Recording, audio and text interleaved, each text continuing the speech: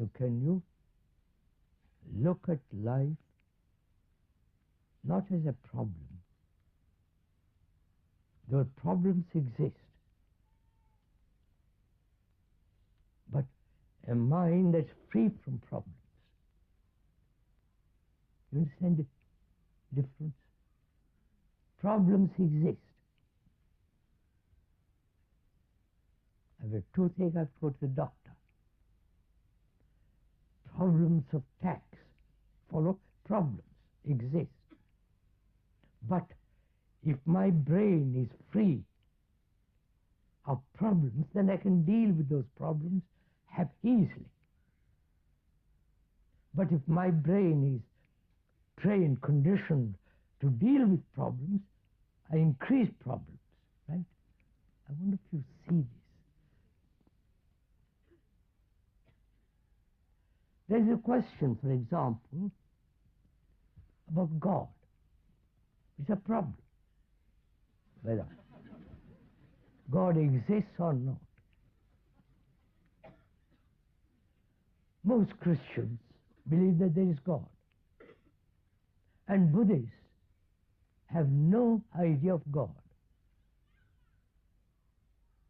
He doesn't exist in their religious philosophy and all the rest of it. But they make Buddha into a God. That's a different matter. Now, that's a problem. You believe, and suppose I don't believe.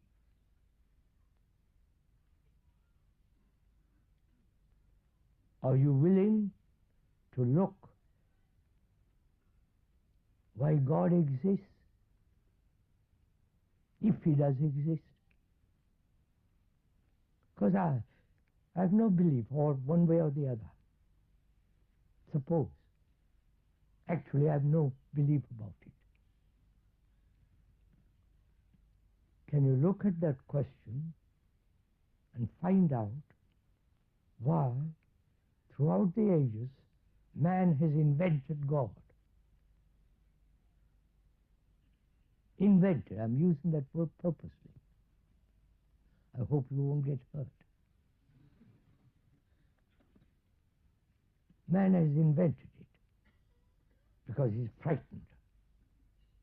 He wants somebody, an outside agency, to protect him, to give him security, to feel somebody out there looking after you.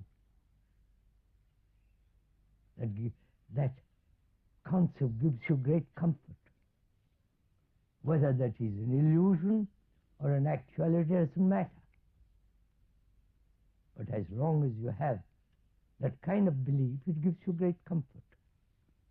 Now, if you strongly believe in all that, would you doubt it, question it, find out?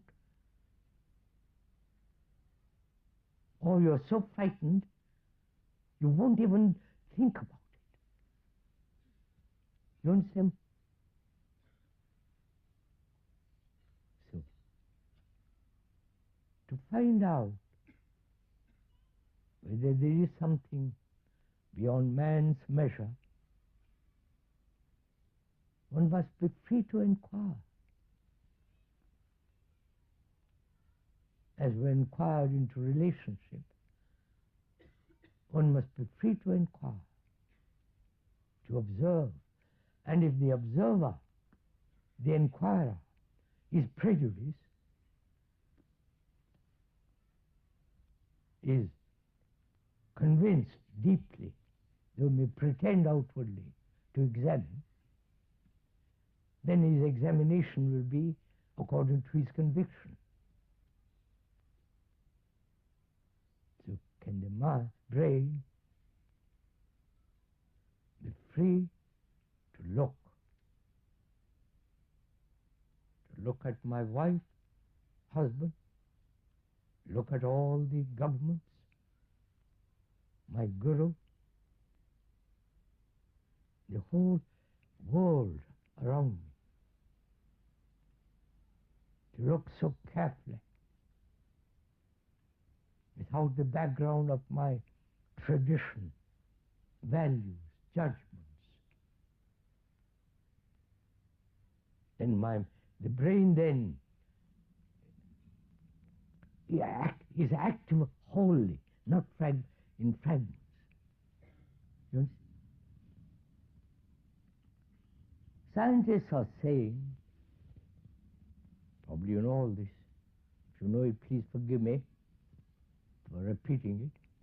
Only very small part of the brain is functioning with most people. And therefore, its outlook on life is fragmentary. Understand? Only one part of my brain is actively sharing or actively operating throughout my life. Only a part. And therefore, the brain is not functioning wholly. Right? You understand the question? Huh? If it interests you, you want to find out whether the brain can operate holistically, completely, not just a part. Are you interested in that kind of question? Why?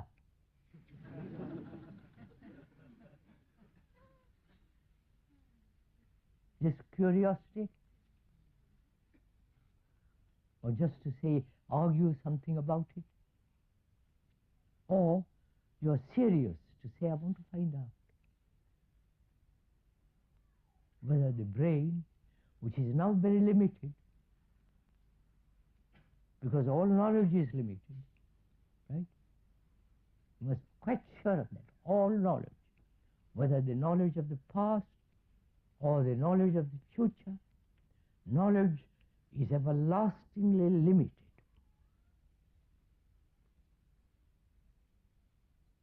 Right? They are discovering more and more and more in the scientific world. No scientist can ever say, my knowledge is complete. Right? So knowledge is always incomplete. And knowledge, being incomplete, thought is incomplete. Because thought is born out of knowledge as memory, and thought is limited. Right? Without memory, you have no thought. Without knowledge, there is no existence as thought.